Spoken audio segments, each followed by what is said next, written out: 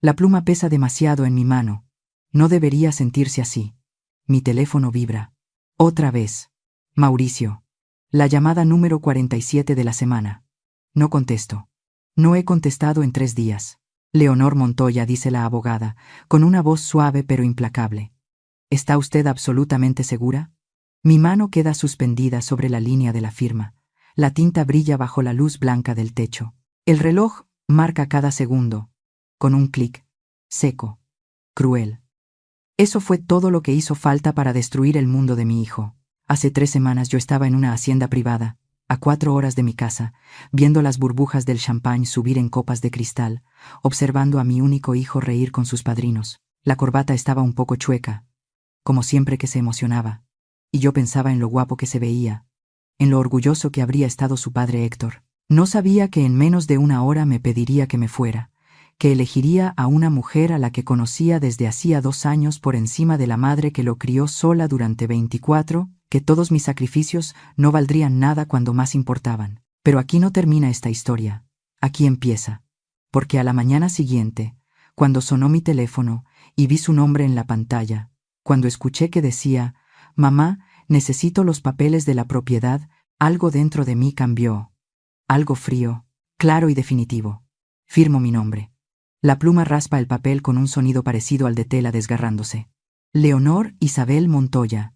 Cada letra pensada, cada trazo permanente. ¿Y este segundo juego?, dice la abogada, tocando otro documento. También lo firmo. Luego un tercero, luego un cuarto, y mi firma se vuelve más rápida en cada página, más segura. Ella observa cada una, su propia pluma moviéndose con trazos precisos y entrenados. Mi teléfono vibra otra vez. Mauricio. Llamada 48. Hay una cosa más. Le digo a la abogada. Mi voz no tiembla. Quiero hacer una llamada. Ella asiente y acerca el teléfono del escritorio. El auricular está frío contra mi mano cuando marco el número que sé de memoria. Suena 1 vez, 2 veces, 3 veces. Hola. La voz de Mauricio suena agitada, desesperada. Mamá, ¿eres tú? Miro los documentos firmados extendidos sobre el escritorio, los ojos atentos y amables de la abogada, la lluvia que sigue cayendo afuera. Mauricio, digo, escucha con atención. Voy a decir esto una sola vez. Las palabras salen de mi boca, 4 palabras que lo van a perseguir. 4 palabras que hacen que la abogada abra los ojos. 4 palabras que hacen que la respiración de mi hijo se detenga al otro lado de la línea. Pero todavía no te voy a decir cuáles son, no hasta que entiendas cómo llegamos aquí, no hasta que sientas lo que yo sentí de pie en esa hacienda, sosteniendo una copa de champán con las manos temblando, viendo a mi hijo caminar hacia mí, con esa mirada que decía que ya había decidido y que nada de lo que yo dijera iba a cambiarlo. El calor de junio entraba a raudales por los ventanales del salón, un calor que eriza la piel incluso con aire acondicionado. Yo llevaba 20 minutos parada cerca de la mesa de postres, mirando a los meseros acomodar pastelitos en charolas de plata. El cuello de mi vestido me apretaba. Lo había comprado especialmente para ese día.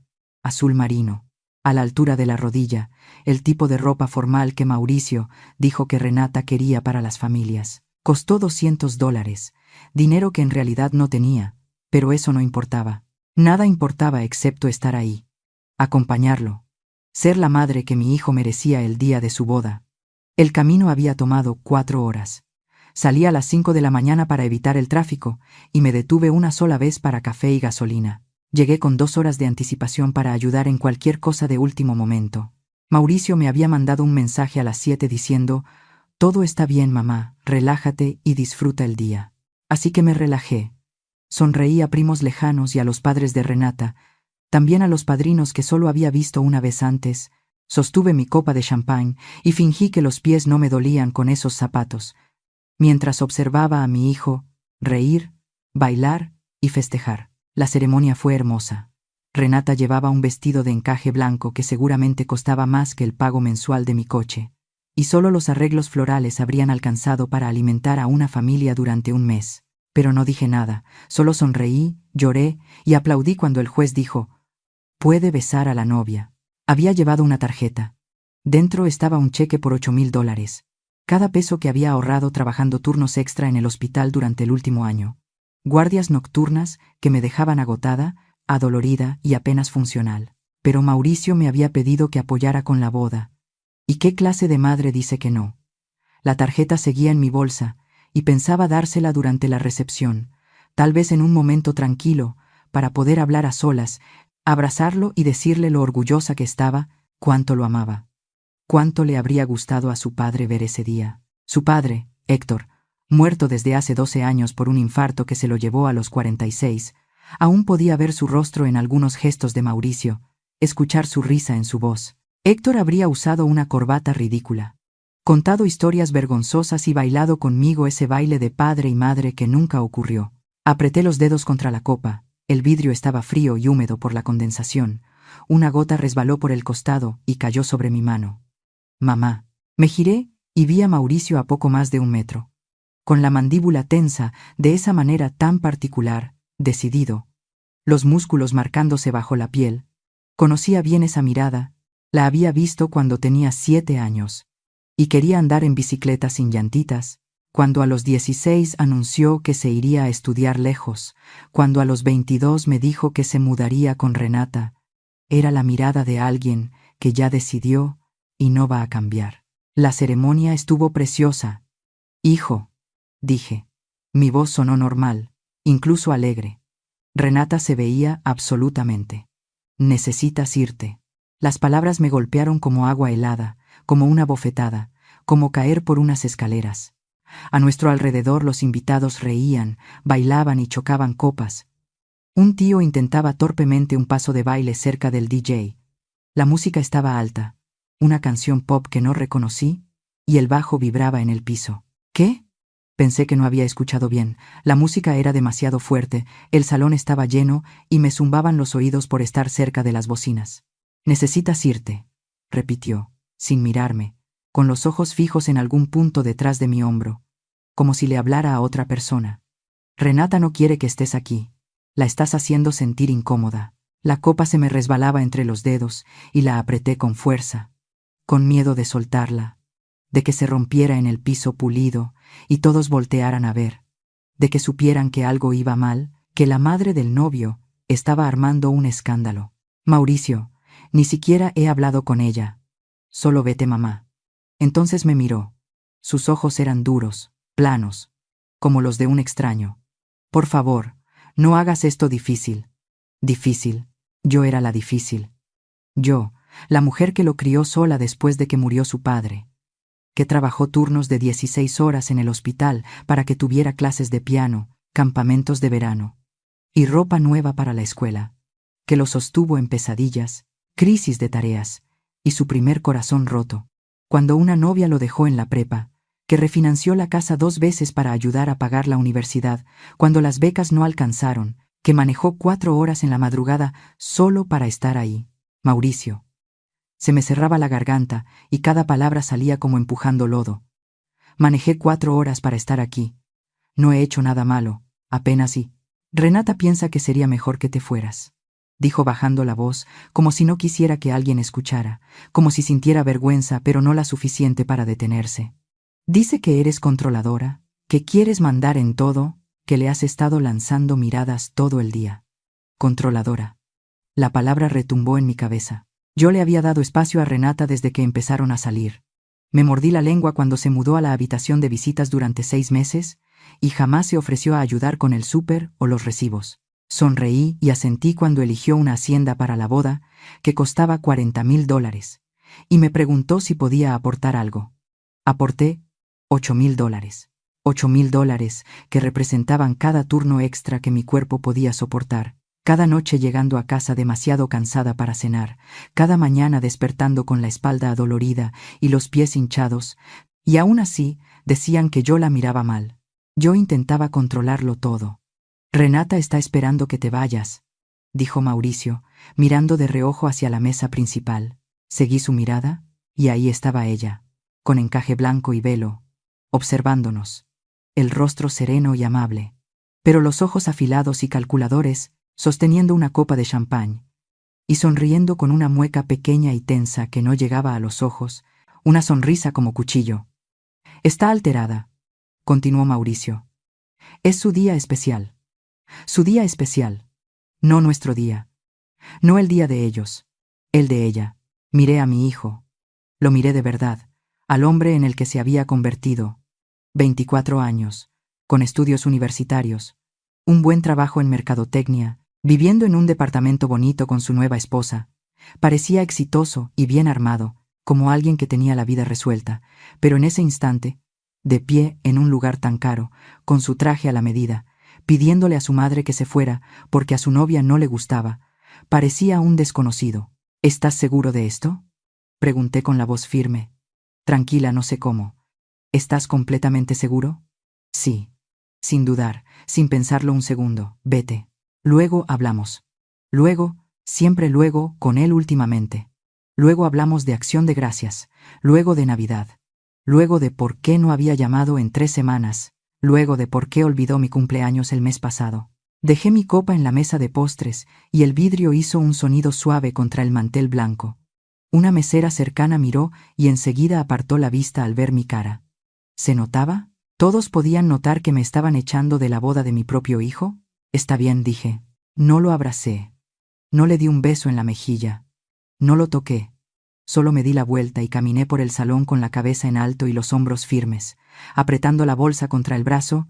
La música de pronto sonaba más fuerte. Las risas más agudas. Cada rostro parecía juzgarme.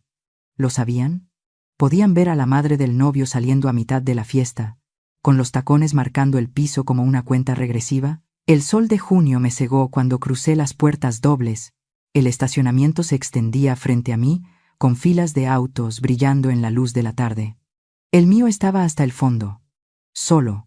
Porque había llegado muy temprano.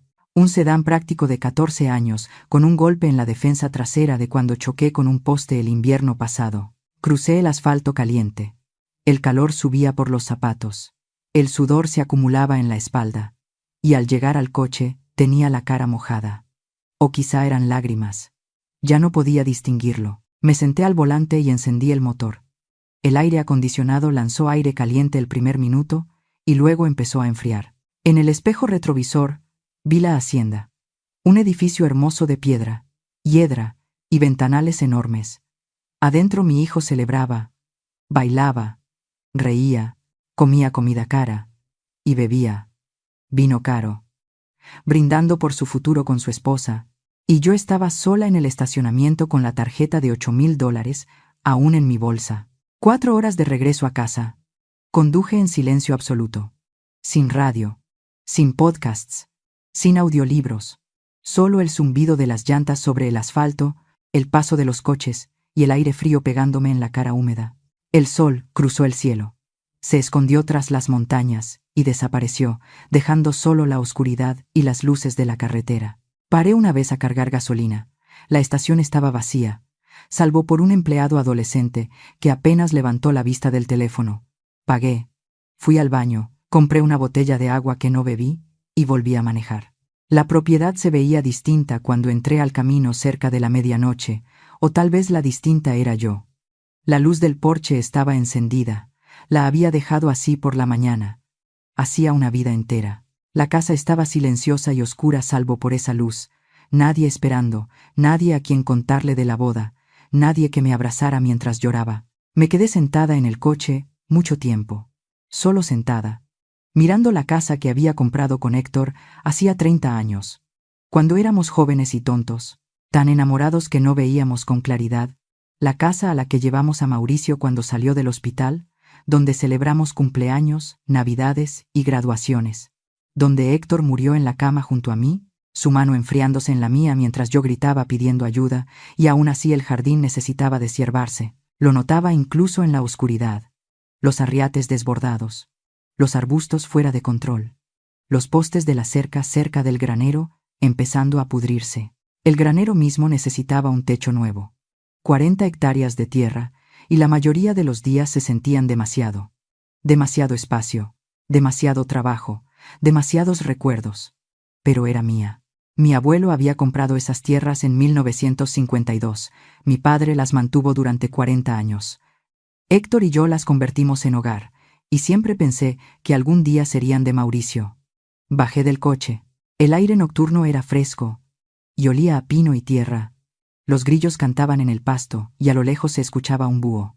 Caminé hasta el porche trasero y me senté en los escalones sin entrar a la casa. No lloré. No podía llorar. Las lágrimas no salían. Quizá estaba demasiado cansada, quizá demasiado herida, quizá demasiado entumecida para sentir algo. Me preparé una taza de té cuando el cielo empezó a ponerse gris. De manzanilla. A Héctor le gustaba la manzanilla cuando no podía dormir. Antes odiaba el sabor. Ahora me recordaba a él. A estar sentados en la cocina a las 3 de la mañana cuando Mauricio tenía cólicos y no dejaba de llorar, a reírnos entre el cansancio, el miedo y la enorme responsabilidad de mantener con vida a un ser tan pequeño. El sol salió rosado y dorado sobre las montañas, los pájaros comenzaron a cantar y el mundo despertó y siguió como si nada hubiera pasado, como si mi hijo no me hubiera roto el corazón en pedazos diminutos. El teléfono sonó a las 8:30. Yo estaba de rodillas en el jardín delantero, arrancando hierba con la tierra metida bajo las uñas. El sudor me corría por la frente, a pesar de la hora temprana. Me dolía la espalda por haber dormido en el porche. Pero el dolor físico era casi bienvenido, algo tangible, algo que podía entender.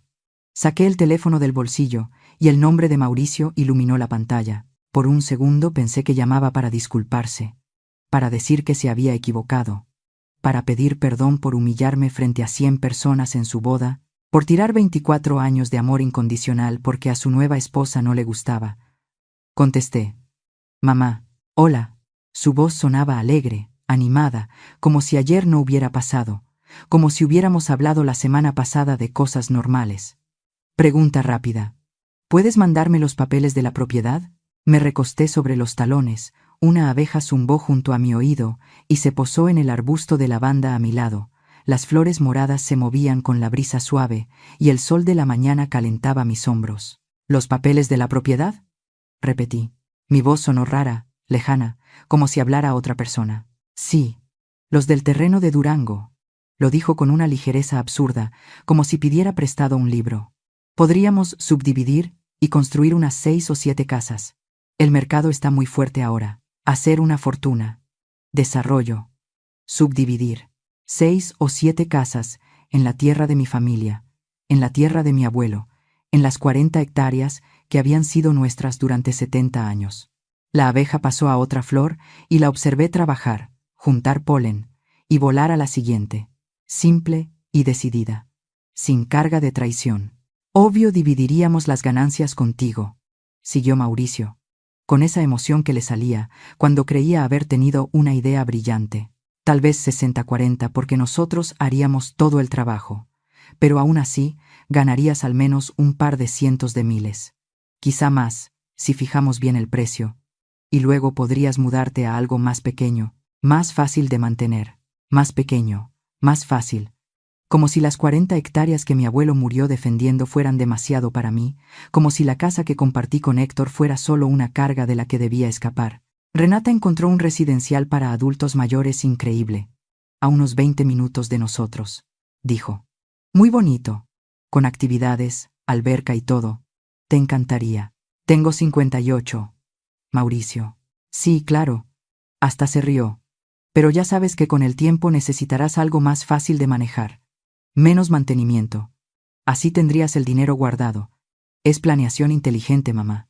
Planeación a futuro, planeación inteligente.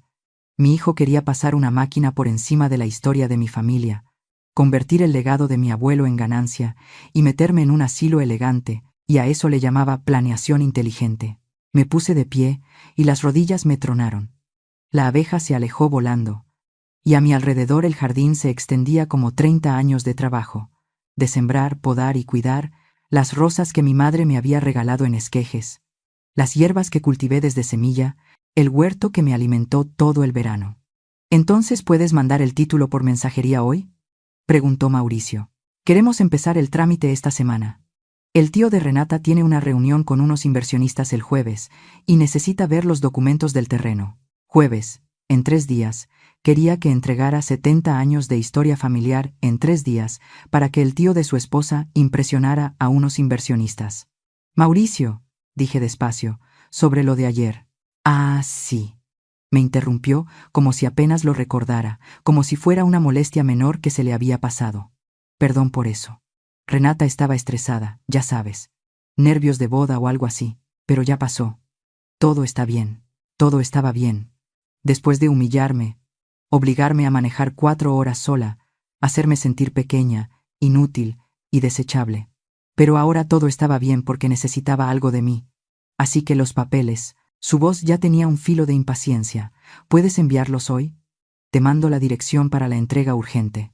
Pensé en mi abuelo, en las historias que mi padre contaba de cómo trabajaba en las minas 16 horas diarias en la oscuridad total, de cómo perdió 3 dedos en un accidente cuando mi abuela tenía 6 meses de embarazo, y aún así volvió a trabajar la semana siguiente, porque necesitaban el dinero, de cómo ahorró cada peso durante años hasta juntar lo suficiente para comprar estas tierras, $3,000 en 1952. Una fortuna para un hombre que había perdido dedos para conseguirla. Pensé en mi padre pasando todos los fines de semana durante 40 años cuidando la propiedad, construyendo el granero con sus propias manos a lo largo de 3 veranos, plantando los robles que hoy se elevan más de 20 metros, creando algo permanente, algo que no pudiera ser arrebatado. Pensé en Héctor haciéndome prometer en su lecho de muerte que mantendría esta tierra en la familia, su mano fría apretando la mía, su voz apenas un susurro diciendo: pase lo que pase, esta tierra sigue siendo nuestra. Y pensé en la sonrisa de Renata mientras veía a Mauricio echarme, esa sonrisa afilada y calculadora, esa expresión de victoria. Mamá, ¿sigues ahí? Aquí estoy. Qué bueno. ¿Entonces puedes enviarlos hoy? La abeja regresó y se posó en unas margaritas negras a mis pies. Los pétalos amarillos brillaban tanto bajo el sol de la mañana que casi dolía mirarlos. Los papeles de la propiedad, dije otra vez, ya no como pregunta sino como afirmación. Sí, mientras antes mejor. El tío de Renata está muy emocionado con esta oportunidad. Cree que podríamos empezar a construir para otoño si nos movemos rápido. Empezar a construir excavadoras, cuadrillas y revolvedoras destruyendo todo lo que mi familia había hecho. Los robles de mi abuelo talados, el granero de mi padre demolido, el prado donde Héctor me pidió matrimonio cubierto de concreto. Mamá, ¿me estás escuchando? ¿Te acuerdas del funeral de tu abuelo? Pregunté con la voz tranquila y firme. El de papá, cuando tenías 20. Hubo silencio al otro lado. Tú diste el discurso, continué. Te paraste frente a 200 personas y hablaste de lo mucho que esta tierra significaba para él, de cómo representaba todo lo bueno de nuestra familia, de legado, sacrificio y de proteger lo que importa. Más silencio. Prometiste que cuidarías de esto, dije. Me miraste a mí y a tu abuela, y prometiste que protegerías lo que él construyó. ¿Te acuerdas? Mamá, eso era distinto. Su voz cambió, ahora defensiva e irritada. Era un niño. Tenías 20 años. Suficiente para saber lo que significa una promesa. ¿Sí? Bueno, la gente dice cosas en los funerales. Es emocional. No puedes exigirme eso. También dijiste que tu abuelo estaría orgulloso de ti. Lo interrumpí. Que te asegurarías de que su legado siguiera vivo, que esta tierra se quedaría en nuestra familia por generaciones. Y lo hará, respondió Mauricio con brusquedad. Al final será mío. Solo intento que funcione ahora para nosotros, que genere dinero, volverlo algo útil en lugar de dejarlo ahí sin más. Dejarlo ahí, como si 40 hectáreas protegidas no valieran nada, como si conservar la historia familiar fuera un desperdicio, como si todo por lo que mi abuelo y mi padre trabajaron fuera solo una molestia esperando ser liquidada. Entonces estás diciendo que no. Su voz se volvió fría y dura. No vas a mandar los papeles. Pude escuchar a Renata al fondo, su voz afilada y exigente preguntando: ¿está siendo difícil? Difícil, eso era yo. Difícil por querer mantener intacto el legado de mi familia. Difícil por no aceptar de inmediato que destruyeran 70 años de historia por dinero. Mauricio, tengo que colgar. Espera, mamá, de verdad necesitamos esos papeles. Es una oportunidad enorme. ¿No quieres que me vaya bien? Yo había querido que le fuera bien desde el día en que nació. Lo había deseado tanto que sacrifiqué todo. Mi crecimiento profesional, mi vida social, mi salud, mis ahorros, todo lo que tenía y todo lo que era, fue para asegurar que Mauricio tuviera cada oportunidad de triunfar. Y esto era el resultado, un hijo que me echó de su boda, y al día siguiente llamó exigiendo que entregara las tierras de la familia. Te llamo luego, dije cuando su voz se volvió más impaciente. Mamá, esto es urgente. No podemos quedarnos esperando mientras tú. Colgué. El teléfono vibró de inmediato con otra llamada. La rechacé. Volvió a sonar. Y otra vez. Y otra.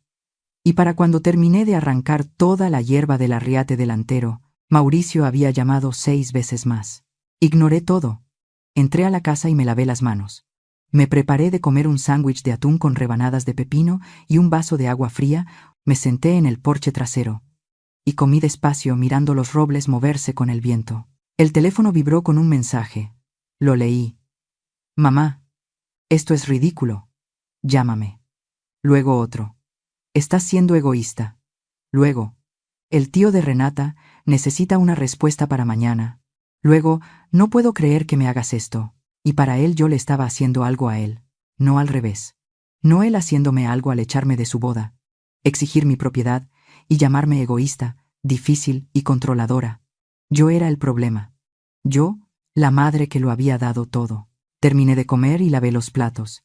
El sol de la tarde entraba por las ventanas de la cocina, el polvo flotaba en la luz, y la casa estaba tan silenciosa que podía escuchar el reloj de la sala, el zumbido del refrigerador, el crujir de la madera vieja, acomodándose. El teléfono sonó y apareció una notificación de buzón de voz. Lo puse en altavoz mientras secaba los trastes. Mamá, soy yo. La voz de Mauricio sonaba tensa, muy enojada. No sé qué te pasa, pero esta también es mi herencia. A papá le habría gustado que fuera mía. Estás siendo controladora otra vez. Como dice Renata. Como siempre has sido. Solo manda los papeles y deja de hacer todo tan difícil. Borré el mensaje, y el teléfono volvió a sonar de inmediato, ahora con el nombre de Renata. Lo dejé sonar hasta que pasó a buzón. Y escuché ese mensaje también. Hola mamá. Nunca antes me había dicho mamá. Siempre Corín. La dulzura falsa en su voz me hizo doler los dientes. Soy Renata. Creo que ha habido un malentendido. Mauricio y yo te queremos mucho, y solo buscamos lo mejor para todos. El desarrollo sería increíble para tu futuro financiero. Podrías por fin relajarte y disfrutar tu retiro. ¿Podemos hablar de esto como adultos? Creo que solo necesitamos una conversación tranquila y racional, como adultos. La misma mujer que había hecho que me sacaran de su boda el día anterior, ahora quería hablar como adultos. La misma mujer que empujaba a mi hijo a quedarse con las tierras de mi familia, pedía una charla calmada y racional. Borré ese mensaje también. La tarde cayó lenta y dorada. Preparé té y me senté en el viejo sillón de Héctor. El cuero estaba agrietado y gastado donde su cuerpo se había apoyado durante años, pero de algún modo aún olía a él, a café, a madera y a hogar. ¿Qué harías tú?, le pregunté a la habitación vacía. Si estuvieras aquí, si pudieras ver en qué se ha convertido, ¿qué harías? El reloj sobre la repisa marcaba el tiempo con un tic constante. Y afuera, a lo lejos, se escuchó el aullido de un coyote. El sonido era solitario, salvaje y libre. El teléfono sonó a las 9 en punto. Mauricio otra vez. Lo miré durante un largo momento antes de contestar por fin. Sonaba agotado, derrotado. Mamá, por favor, tenemos que hablar de esto. Está bien, dije. Hablemos. Mira, entiendo que estés apegada a la tierra. Lo entiendo. Pero tienes que ser realista. No te estás haciendo más joven.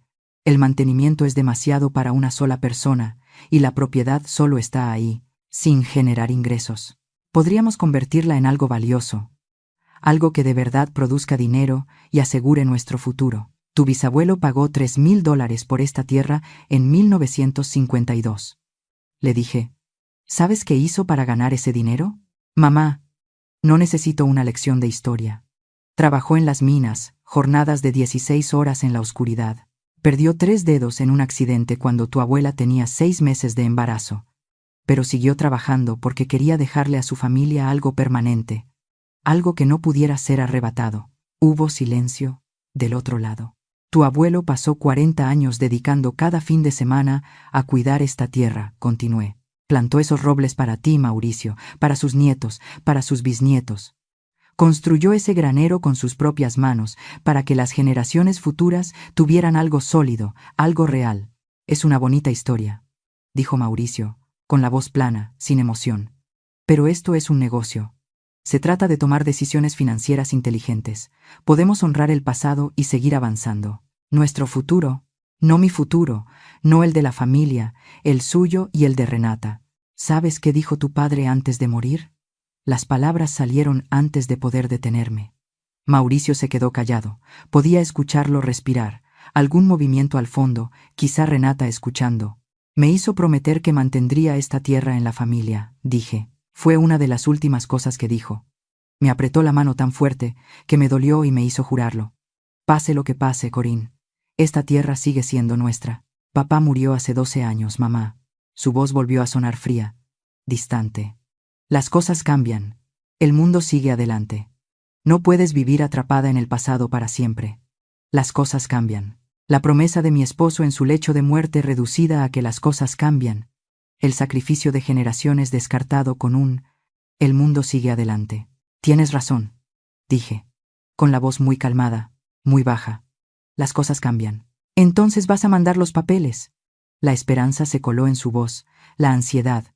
Podemos hacerlo juntos, mamá, como familia, todos vamos a ganar. Miré alrededor de la sala, las paredes cubiertas de fotos, Mauricio a los 5 años con la sonrisa chimuela levantando un pez que había atrapado en el arroyo, Mauricio a los 12 con su primer trofeo de piano, Mauricio a los 18 con toga de graduación entre Héctor y yo, Mauricio a los 22 con su título universitario, el que pagué trabajando semanas de 60 horas. Cada foto era un recuerdo. Cada recuerdo un sacrificio. Y ahora, cada sacrificio no valía nada. Mamá, ¿sigues ahí? Ayer, en tu boda. Dije despacio. Con cuidado. ¿De verdad vamos a volver a eso? Explotó frustrado. Ya dije que lo sentía. ¿Qué más quieres?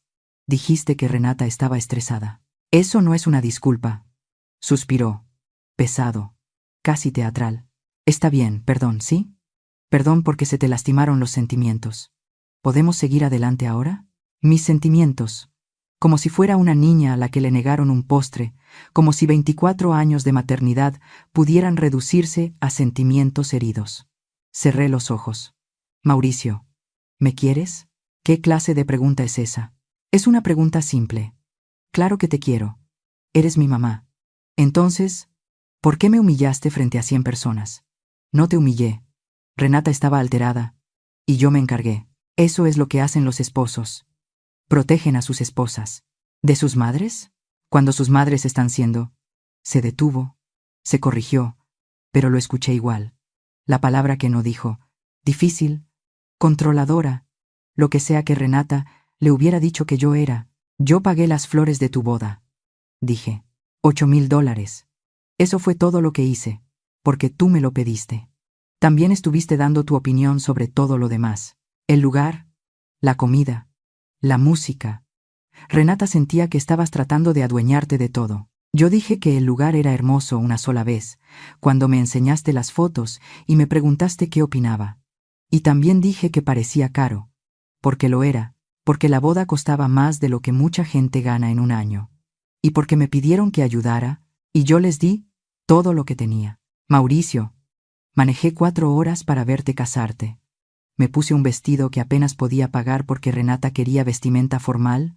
Te di $8,000 que había guardado para emergencias y me echaste como si no fuera nada. No fue así. Entonces, ¿cómo fue? No hubo respuesta. Solo respiración, solo un silencio abriéndose entre nosotros como un abismo. Y ahora, continué. 24 horas después me llamas para pedirme más, para que entregue la tierra de mi familia y la destruyas por dinero, para que renuncie a todo por lo que trabajaron mi abuelo y mi padre, para que tú y tu esposa se hagan ricos. No la estamos destruyendo, la estamos desarrollando. Mamá, sé realista.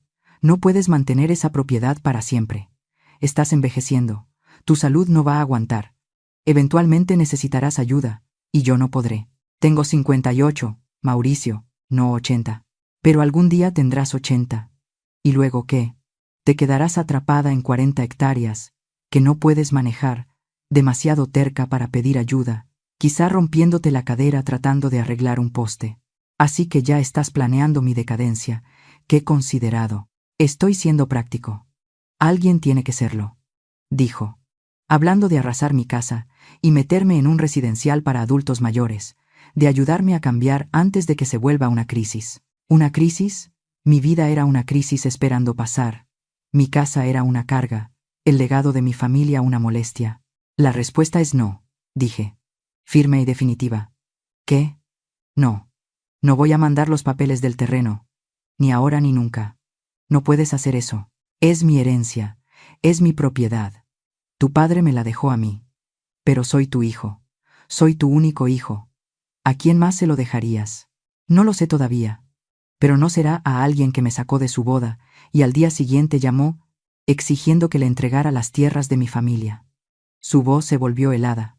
¿De verdad vas a hacer esto por un solo error? Un solo error. 24 años de amor y sacrificio, reducidos a un error. Una vida entera, poniéndolo primero convertida en rencor, porque se me lastimaron los sentimientos. Adiós, Mauricio. Mamá, espera. Colgué. El teléfono empezó a sonar de inmediato. Lo apagué y lo dejé boca abajo sobre la mesa. El silencio fue absoluto. Me senté en el sillón de Héctor y escuché la casa acomodarse, la madera vieja crujiendo, el viento sacudiendo las ventanas, el zumbido del refrigerador en la cocina. No lloré. Todavía no podía. Las lágrimas estaban atrapadas en algún lugar profundo, detrás de un muro de entumecimiento que no se rompía. Dormí en el sillón esa noche, y al despertar la luz pálida del amanecer entraba por las ventanas, el cuello rígido, la espalda adolorida, y el teléfono seguía apagado sobre la mesa. Así pasaron 3 días, trabajando en el jardín, limpiando la casa, caminando la propiedad de punta a punta, tocando los árboles que plantó mi abuelo, recorriendo con las manos las paredes del granero que construyó mi padre, visitando la tumba de Héctor, bajo el sauce, y contándole todo. No sé qué hacer, le dije a la lápida, las letras talladas de su nombre ásperas bajo mis dedos. No sé cómo arreglar esto. Quizá no tenga arreglo. Quizá hay cosas que cuando se rompen, se quedan rotas para siempre. Al 4.º día, encendí el teléfono. 47 llamadas perdidas, 32 mensajes, 15 buzones de voz. No los leí ni los escuché todos, pero vi lo suficiente. Los mensajes de Mauricio empezaron furiosos, luego desesperados y volvieron a la furia. Amenazas mezcladas con súplicas y chantajes. Te vas a arrepentir. Impugnaré el testamento de papá. No puedes quitarme lo que es mío. Por favor, mamá. Te lo suplico. El tío de Renata está muy molesto. Estás arruinándolo todo. Te odio. Perdón, no quise decir eso. Por favor, solo devuélveme la llamada. Los mensajes de Renata eran más calculados, más manipuladores. Hablaban de familia, de amor y de perdón, dejando claro que nada de eso importaba si no les daba lo que querían. Hubo un mensaje de voz de Mauricio que me hizo detenerme. Me hizo sentarme en los escalones del porche y escucharlo completo. Mamá. Su voz estaba rota, temblando. Sé que estás enojada. Sé que la regué. Pero por favor, soy tu hijo. Soy lo único que te queda. No tires eso por un pedazo de tierra. Es solo tierra. Somos familia. Eso debería significar algo. Solo tierra. Las 40 hectáreas que casi le cuestan la vida a mi abuelo. La propiedad a la que mi padre dedicó su existencia. La casa que compartí con Héctor. El lugar donde ocurrieron todos los recuerdos importantes de mi vida. Solo tierra. Borré el mensaje, y luego me subí al coche y manejé al pueblo. El despacho de la abogada estaba en la calle Hidalgo, arriba de la ferretería. Ya había trabajado con ella cuando murió Héctor y refinancié la casa. Se llamaba Beatriz Salgado.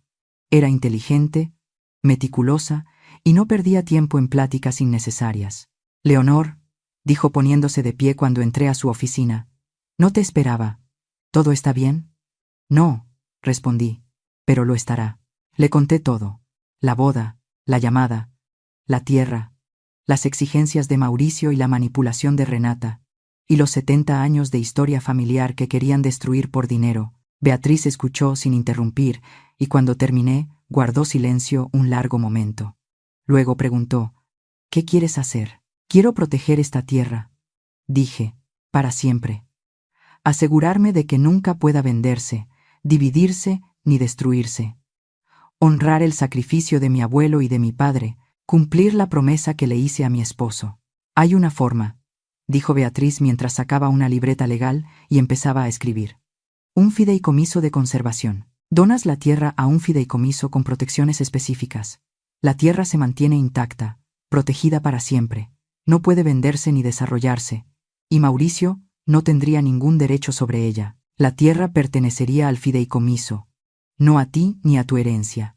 Quedaría fuera de tu testamento por completo, protegida para siempre. Nunca desarrollada, nunca destruida. Los árboles de mi abuelo seguirían creciendo. El granero de mi padre seguiría en pie. El prado donde Héctor me pidió matrimonio permanecería libre y hermoso, y Mauricio no recibiría nada. ¿Qué tan pronto podemos hacerlo?, pregunté. «¿Puedo tener los documentos listos mañana?», respondió. «Tendrás que firmar ante notario, y luego se presenta ante el Estado. Es permanente, Leonor. Una vez que firmes no hay marcha atrás». «Bien», dije. «Eso es lo que quiero. Permanente». Salí de su oficina y regresé a casa bajo el sol de la tarde. Las montañas recortadas contra el cielo azul, los árboles verdes y llenos, todo se veía igual que 4 días antes, pero yo no era la misma. Esa noche me senté en el porche trasero con una taza de té viendo caer el sol. El teléfono sonó 2 veces. Mauricio ambas. No contesté. No tenía nada que decirle. No hasta que los papeles estuvieran firmados. Beatriz llamó a la mañana siguiente. «Los documentos están listos. ¿Puedes venir hoy?». Llegué en menos de 1 hora. Los papeles eran gruesos, decenas de páginas llenas de lenguaje legal, condiciones y protecciones. Beatriz me explicó cada sección, cada cláusula, cada permanencia. «Una vez que firmes», repitió, «no se puede deshacer. La tierra pertenecerá al fideicomiso. No podrás venderla, desarrollarla, ni dejarla en herencia». «Lo entiendo. No podrás cambiar de opinión». «Lo sé». Me entregó una pluma, pesada y costosa. Era una pluma de esas que pesan, que significan algo. Firmé mi nombre, Leonor Isabel Montoya, en la primera página, luego en la segunda, y después en 5 más. Cada firma era un clavo cerrando un ataúd, cada firma una protección, cada firma una promesa cumplida. «Está hecho», dijo Beatriz. Fue testigo de mis firmas y luego selló los documentos en un sobre. «Los presentaré ante el Estado esta misma tarde. El fideicomiso será oficial a finales de la semana». Mi teléfono vibró dentro de la bolsa. Lo saqué. «¿Necesitas contestar?», preguntó Beatriz. «Sí», dije. «Creo que sí». Contesté y puse la llamada en altavoz para que Beatriz escuchara. «Mamá», la voz de Mauricio sonaba rota, desesperada. «Por favor, podemos arreglar esto. Haré lo que sea. Solo no me cierres la puerta. Lo siento por todo. Por favor». Miré a Beatriz, al sobre con los documentos firmados sobre su escritorio, a la pluma aún en mi mano. «Mauricio», dije, con la voz firme y tranquila. «Escucha con atención. Voy a decir esto una sola vez». «Está bien, sí. Te escucho». «Ya no es tuyo». Hubo silencio. Un silencio completo y absoluto. Podía oírlo respirar, casi sentir cómo intentaba entender lo que acababa de escuchar. «¿Qué?». Su voz salió pequeña, confundida. «¿Qué quieres decir?». «No es la tierra», dije. «Ya no es tuya, y nunca lo será. La doné a un fideicomiso de conservación. Los papeles se firmaron hace 1 hora. La tierra está protegida para siempre. No puede venderse, desarrollarse, ni subdividirse». Más silencio, y luego: «No puedes hacer eso». «Ya lo hice. Pero esa es mi herencia. No puedes regalar mi herencia. Nunca fue tu herencia, Mauricio. Era mi propiedad. Me la dejó tu padre, y he decidido protegerla como él quería, como mi abuelo y mi padre habrían querido». «No». Su voz subía, entraba en pánico. «No, no puedes. La voy a impugnar. Te voy a demandar». «No harás nada», dije, «porque no hay nada que puedas hacer. El fideicomiso es irrevocable. Es definitivo. No se puede impugnar ni deshacer. La tierra se quedará intacta para siempre, y tú no la tocarás». Pude escuchar a Renata al fondo, su voz aguda y furiosa preguntando: «¿Qué? ¿Qué hizo?». «Me echaste de tu boda», continué. «Me humillaste frente a 100 personas porque a tu esposa no le gustaba, y al día siguiente llamaste exigiendo que entregara el legado de mi familia para destruirlo por dinero ¿De verdad pensaste que no habría consecuencias? Mamá, por favor. Mi abuelo perdió 3 dedos trabajando en las minas para comprar esa tierra. Mi padre pasó 40 años cuidándola. Tu padre me hizo prometer que la protegería, y cumplí esa promesa, incluso de ti. Estás eligiendo tierra por encima de tu propio hijo. Su voz se quebró, se rompió. Eso es lo que estás haciendo. Estoy eligiendo honrar a quienes vinieron antes de nosotros, a quienes lo sacrificaron todo. Tú tuviste una elección en tu boda, Mauricio, y elegiste a Renata por encima de mí. Ahora, yo ya hice la mía. No puedo creer que hagas esto. Ya estaba llorando de verdad. Soy tu hijo. Soy todo lo que tienes. No, dije en voz baja. Tú eras todo lo que tenía, y renunciaste a eso cuando me tiraste como basura, cuando me llamaste controladora y difícil, y exigiste mi propiedad 24 horas después. Hiciste tu elección. Ahora vive con ella. Mamá, colgué, apagué el teléfono y lo dejé sobre el escritorio de Beatriz. ¿Estás bien?, preguntó. Sí, respondí. Y lo decía en serio. Estoy bien. Pasaron 6 meses. El otoño llegó y se fue. El invierno cubrió la propiedad con un silencio blanco. Las llamadas de Mauricio se detuvieron con el tiempo. Los mensajes se volvieron cada vez menos, hasta desaparecer. Los audios desesperados cesaron, pero empezaron los correos, reenviados por su abogado, amenazando con acciones legales, alegando influencia indebida y exigiendo que se revirtiera la donación al fideicomiso. Beatriz se encargó de todo, de cada correo, cada amenaza y cada intento desesperado por deshacer lo que ya no tenía vuelta atrás. Su abogado dice que Renata lo dejó. Me contó Beatriz en febrero. Estábamos tomando café en su oficina mientras revisábamos los últimos documentos del fideicomiso. Al parecer ella solicitó el divorcio hace 2 meses. No me sorprende, dije. Quería dinero, y cuando el dinero no apareció, ¿por qué se quedaría? Su abogado dice que él quiere reconciliarse contigo, que se dio cuenta de que cometió errores. ¿Y qué le dijiste? Que toda comunicación pase por mí, que no estás interesada en contacto por ahora, y que si quiere una relación contigo tiene que respetar tus límites y darte espacio. Di un sorbo al café, y por la ventana vi la calle tranquila, algunos coches pasando, una pareja caminando de la mano, la vida normal siguiendo su curso. Hay algo más, dijo Beatriz. Algo que necesito decirte. Sacó otro expediente, lo abrió y deslizó un documento sobre el escritorio. Tu testamento, dijo. El que actualizaste hace 10 años, después de que murió Héctor. ¿Y? ¿Recuerdas lo que hiciste? Fruncí el ceño. Le dejé todo a Mauricio, era mi único hijo. No exactamente. Beatriz señaló el documento. Le dejaste tus pertenencias personales, tus ahorros y tu coche. Pero la propiedad, la tierra, la dejaste a un fideicomiso de conservación. Lo creaste hace años, solo que nunca lo activaste. Me quedé mirando el papel. Mi firma al final. La fecha, marzo de 2017, 2 años después de que murió Héctor. No recuerdo esto, dije despacio.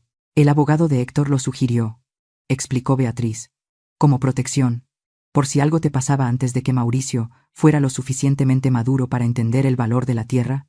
Era un plan de respaldo. Leí el documento completo, cada palabra y cada cláusula. Beatriz tenía razón.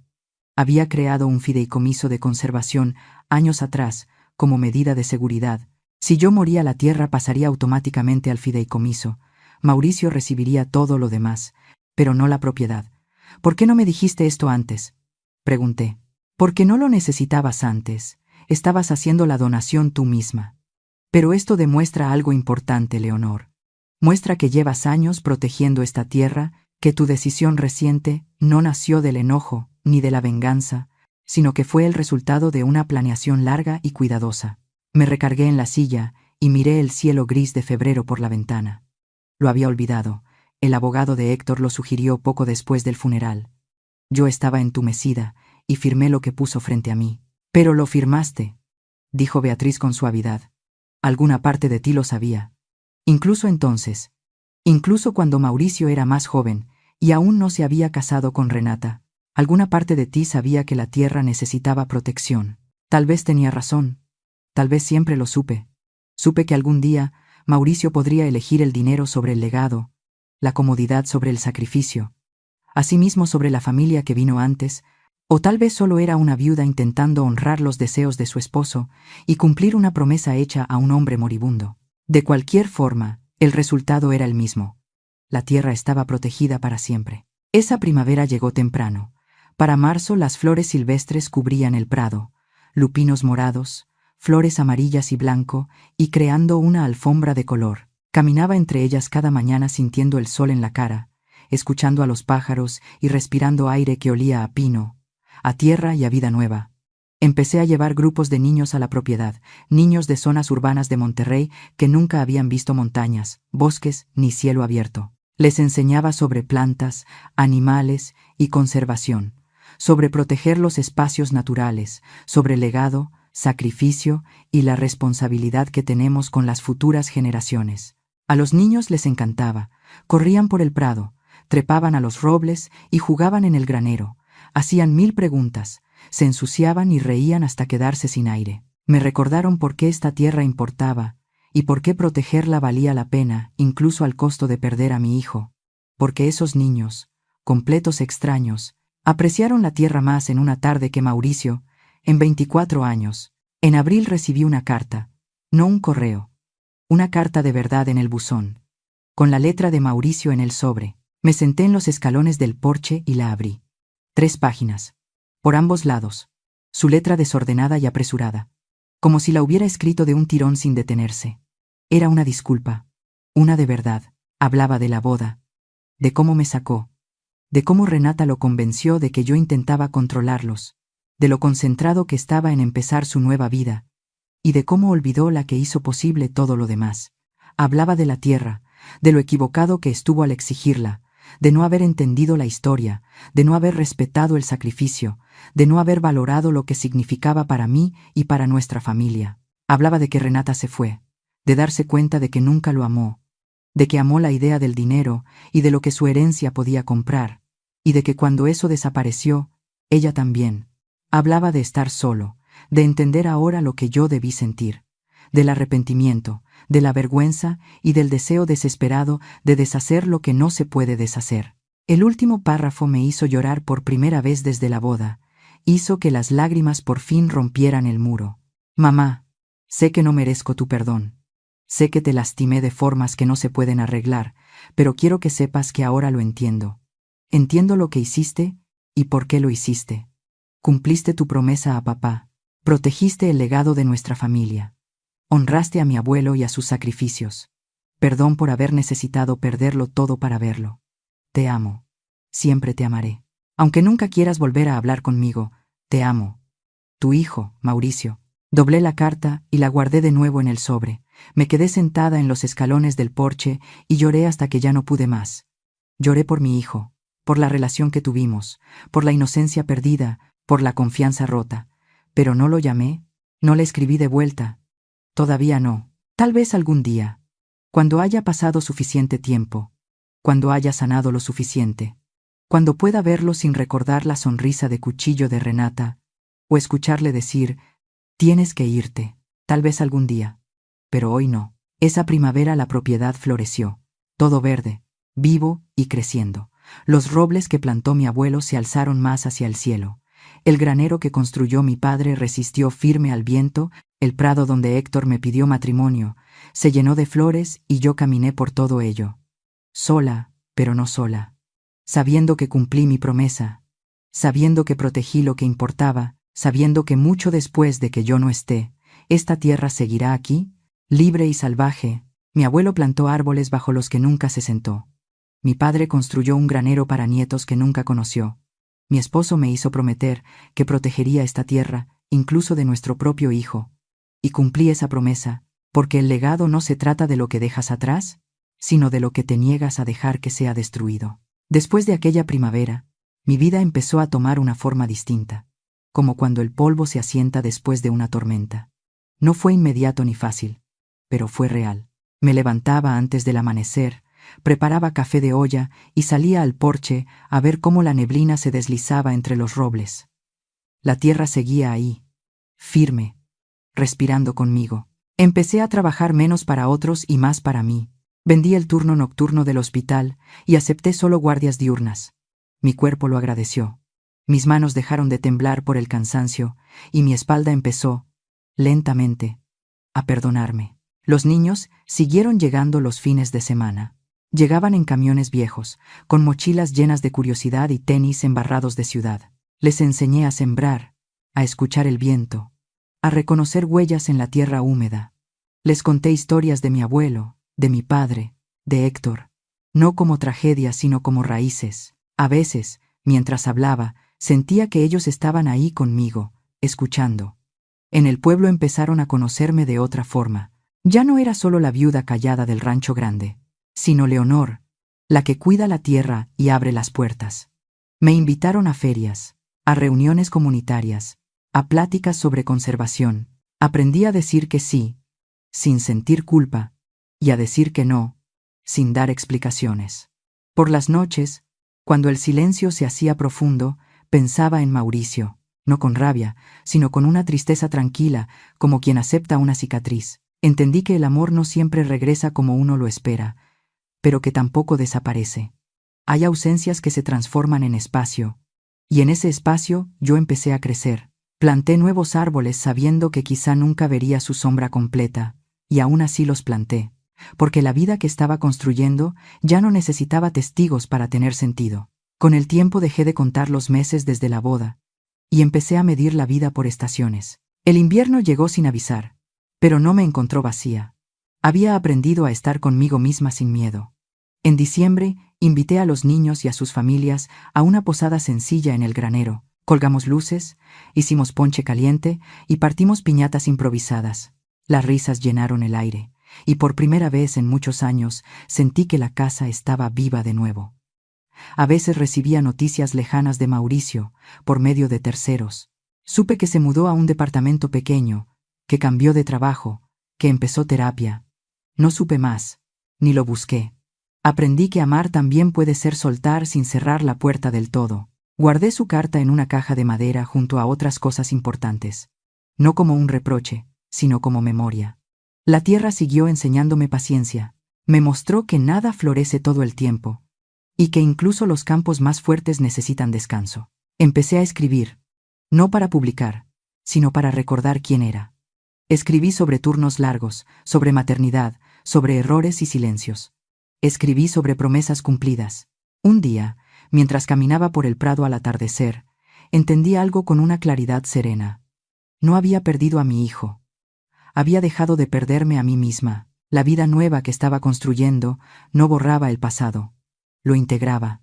Yo era hija, esposa, madre, viuda, cuidadora, y ahora también guardiana. Cuando el sol se escondía detrás de las montañas y el cielo se pintaba de naranja y violeta, me sentaba en la tierra y daba gracias.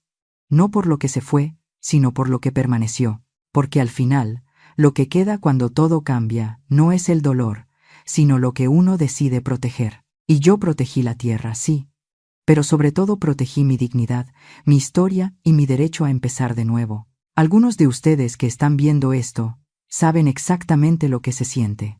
Cuando las personas por las que darías la vida te tratan como si fueras desechable, cuando tus sacrificios se olvidan en cuanto dejan de ser convenientes, cuando el amor se vuelve unilateral y las expectativas se transforman en exigencias, y te das cuenta de que llevas años entregando partes de ti a alguien que te ve como un recurso y no como una persona. Pero esto es lo que aprendí, de pie en la oficina de la abogada con una pluma en la mano.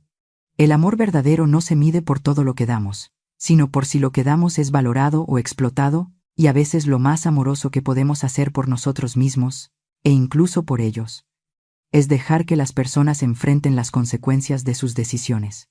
Mi hijo aprendió esa lección de la manera más dura. Tal vez tú estás enseñando esa lección a alguien en este momento, o tal vez eres tú quien la está aprendiendo. A cualquiera que haya sido ignorado, desplazado, o al que le hayan dicho que ya es demasiado mayor, demasiado difícil o demasiado. No has terminado. Tu historia no ha acabado. Tu valor no lo definen quienes no saben verlo.